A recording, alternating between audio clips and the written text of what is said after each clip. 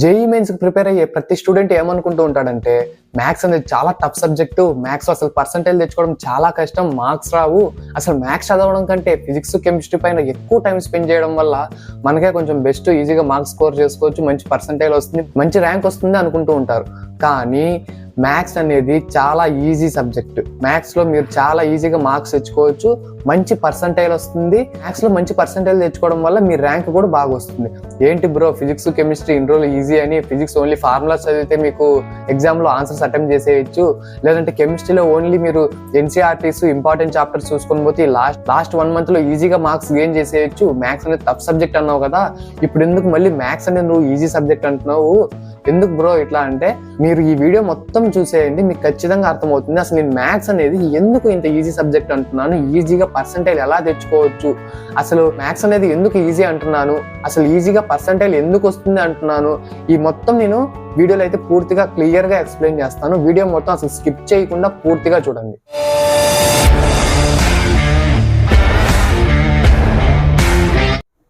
Hi friends, welcome back to my channel BTech Nani. నేనైతే ఈ వీడియోలో మీకు చెప్పాను కదండి, మ్యాథ్స్ అనేది చాలా ఈజీ సబ్జెక్టు, పర్సంటేజ్ తెచ్చుకోవడం చాలా ఈజీ జేఈ మెయిన్స్ లో అని చెప్తున్నాను.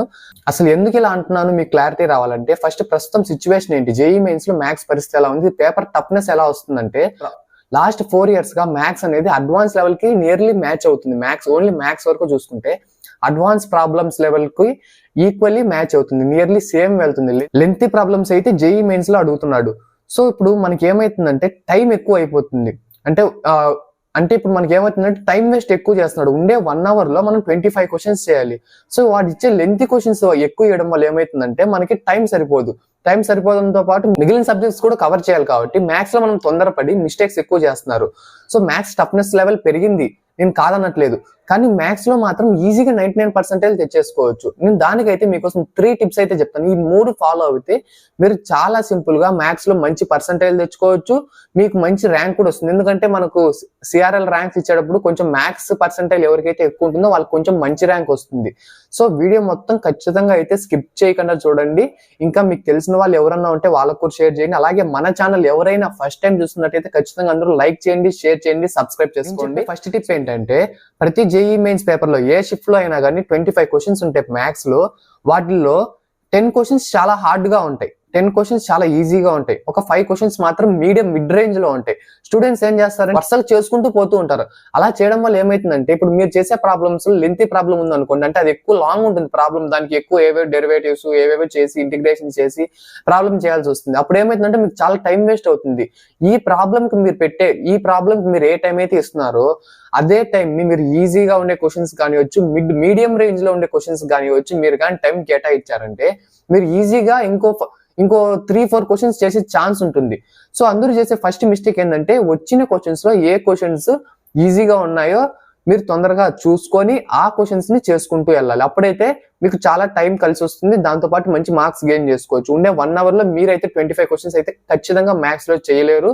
చెప్పేది ఏంటంటే, 25 questions లో అసలు ఈజీ క్వశ్చన్స్ ఏంటి, అసలు వాటిని తొందరగా ఎలా అప్రోచ్ అవ్వాలి, మిడ్ రేంజ్ క్వశ్చన్స్ ఏంటి, ఆ 10 ఈ ఒక 5 questions ఇవి మొత్తం చేసేసిన తర్వాత లెంతీ ప్రాబ్లమ్స్ నెక్స్ట్ మీకు ఇంకా టైం ఉంది, మేము ఇంకా చేస్తాము, మ్యాథ్స్ కి ఇంకా టైం కేటాయిస్తాం బ్రో, మాకు ఫిజిక్స్ కొంచెం కష్టము, కెమిస్ట్రీ కొంచెం కష్టము, మేము మ్యాథ్స్ లో టాపర్స్ అంటే ఓకే, నో ప్రాబ్లం, మీరు మ్యాథ్స్ లోనే మిగిలిన క్వశ్చన్స్ కూడా ట్రై చేయొచ్చు, కానీ ప్రతి సబ్జెక్ట్ కి ఈక్వల్ గా టైం కేటాయించండి.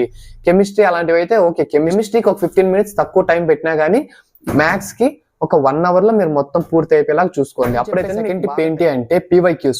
మీరు PYQs ని వదిలేచేమో కానీ జేఈ మెయిన్స్ వాడితే PYQs ని వదలడు. ఎందుకంటే ఎవ్రీ ఇయర్ కొన్ని స్టాండర్డ్ మోడల్స్ ఉంటాయి, ఎవ్రీ ఇయర్ అయ్యే క్వశ్చన్స్ రిపీట్ అవుతూ ఉంటాయి. జస్ట్ దాంట్లోనే న్యూమెరికల్ వాల్యూస్ మాత్రమే చేంజ్ చేసి సేమ్ అదే మోడల్లో every year 1 or 2 questions every shift అయితే అడుగుతూనే ఉంటాడు. సీక్వెన్స్ అండ్ సిరీస్ తీసుకోవచ్చు, ప్రాబిలిటీలో కానివ్వచ్చు, లేదంటే ఆ ఇంటిగ్రేషన్ లో కానివ్వచ్చు, పర్మిటేషన్ కాంబినేషన్ కానివ్వచ్చు, వీటిలో అయితే మీరు ఖచ్చితంగా వీటిలో ఉండే ప్రీవియస్ ఇయర్స్ క్వశ్చన్స్ అన్ని ఒకసారి చేసింది. ఇవే కాదు, మీరు మెయిన్స్ ఎగ్జామ్ రాస్తున్నారంటే లాస్ట్ 4 years లో ఉండే ఎవ్రీ ప్రీవియస్ ఇయర్ క్వశ్చన్స్ ని మీరు ఖచ్చితంగా ఒకసారి ప్రాక్టీస్ చేసి, ప్రతి ఫార్ములా దాంట్లో వాడు ఏమైతే అడిగాడు, ఏ ఫార్ములా మీద అడిగాడు, ఎలాంటి టైప్ ఆఫ్ ది క్వశ్చన్స్ అడుగుతున్నాడు, ఎలా అప్రోచ్ అవ్వాలి, దాన్ని పూర్తిగా తెలుసుకున్న తర్వాతే మీరు జేఈ మెయిన్స్కి వెళ్ళిన తర్వాత మీకైతే చాలా హెల్ప్ అవుతుంది. మీరు దిశ కానివ్వచ్చు, అరిహంత్ కానివ్వచ్చు, ప్రీవియస్ ఇయర్స్ బుక్స్ కొనుక్కొని దాంట్లోనే ప్రాబ్లమ్ సాల్వ్ చేయండి. లేకుంటే మీకు ఎక్కడైనా కానివ్వచ్చు ప్రీవియస్ ఇయర్ క్వశ్చన్స్ మీకు ఆ పీడిఎఫ్స్ దొరుకుతూ ఉంటాయి. అవి కి సంబంధించిన బుక్స్ కానివ్వచ్చు, టెలిగ్రామ్ లో కానివ్వచ్చు, లేదంటే గూగుల్లో కానివ్వచ్చు క్వశ్చన్స్ అయితే దొరుకుతాయి.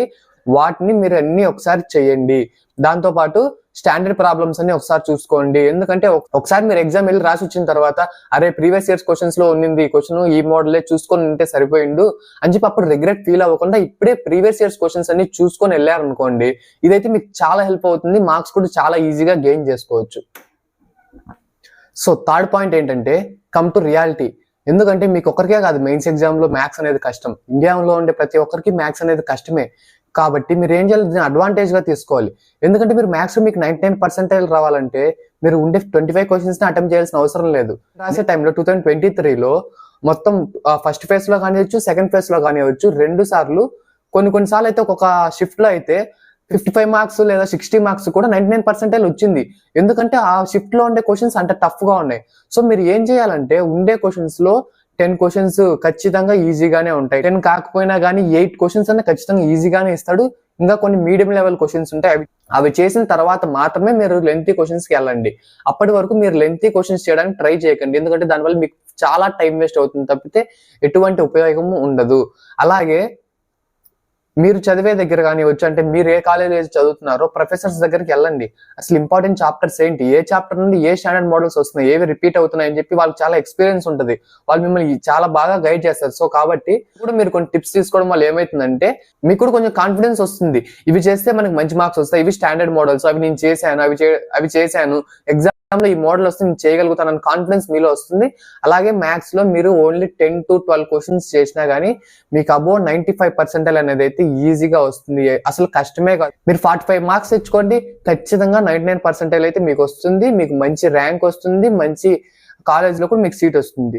అలాగే మీకు మంచి కాన్ఫిడెన్స్ వస్తుంది. ఎందుకంటే మ్యాథ్స్ లో 10 క్వశ్చన్స్ చేసామంటే ఇది దీంట్లో ఈజీగా మంచి పర్సెంటైల్ వచ్చేస్తుంది. దాని తర్వాత ఫిజిక్స్ చెప్పాను కదా, ఫిజిక్స్ లోని ఫార్ములాస్ మాత్రం చూసుకొని వెళ్ళినా కానీ లాస్ట్ మూమెంట్ లో మీరు 10 to 15 క్వశ్చన్స్ ఈజీగా చేయొచ్చు. కెమిస్ట్రీలో మీరు కాన్సెప్ట్ నేర్చుకొని దాంతో పాటు ఇంపార్టెంట్ చాప్టర్స్ ఏవి, ఏ చాప్టర్ వెయిటేజ్ ఎక్కువ ఉంది చూసుకొని, అలాగే మ్యాథ్స్ లో కూడా కొన్ని చాప్టర్స్ వెయిటేజ్ ఎక్కువ ఉంటుంది. నేను ఆ చాప్టర్స్ లింక్ కూడా నేను ఏ చాప్టర్స్ కి ఎక్కువ వెయిటేజ్ ఉంటుందో కింద డిస్క్రిప్షన్ లో లింక్ ఇస్తాను. దాంతో పాటు కింద కామెంట్స్ లో కూడా పిన్ చేస్తాను. సో ఖచ్చితంగా ప్రతి ఒక్కరూ అవి ఫాలో అవ్వండి. అలాగే నా పర్సనల్ ఎక్స్పీరియన్స్ తో నేను ఏం చెప్తున్నాను, ప్రాక్టీస్ చేయండి, ఎక్కువ ప్రాక్టీస్ చేయండి. మ్యాథ్స్ ఏదో చూడడం వల్ల లేకుంటే ఎవరైనా చెప్పింది వినడం వల్ల, సొల్యూషన్ చూస్ చేయడం వల్ల అయితే మార్క్స్ అయితే రావు. ప్రాక్టీస్ చేస్తూ ఉంటేనే మీకు కొత్త ఐడియాస్ వస్తాయి. ఏ ప్రాబ్లం ఎలా సాల్వ్ చేయాలని అయితే మీకైతే మంచి గ్రిప్ వస్తుంది. దాంతో పాటు మంచి పర్సెంటైల్ కూడా వస్తుంది.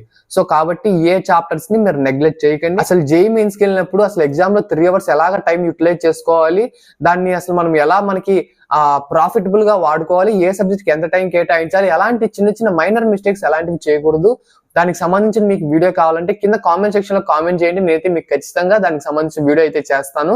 అలాగే మన ఛానల్ ఎవరైనా ఫస్ట్ టైం చూస్తున్నట్టయితే ఖచ్చితంగా ప్రతి ఒక్కరు లైక్ చేయండి, షేర్ చేయండి, సబ్స్క్రైబ్ చేసుకోండి.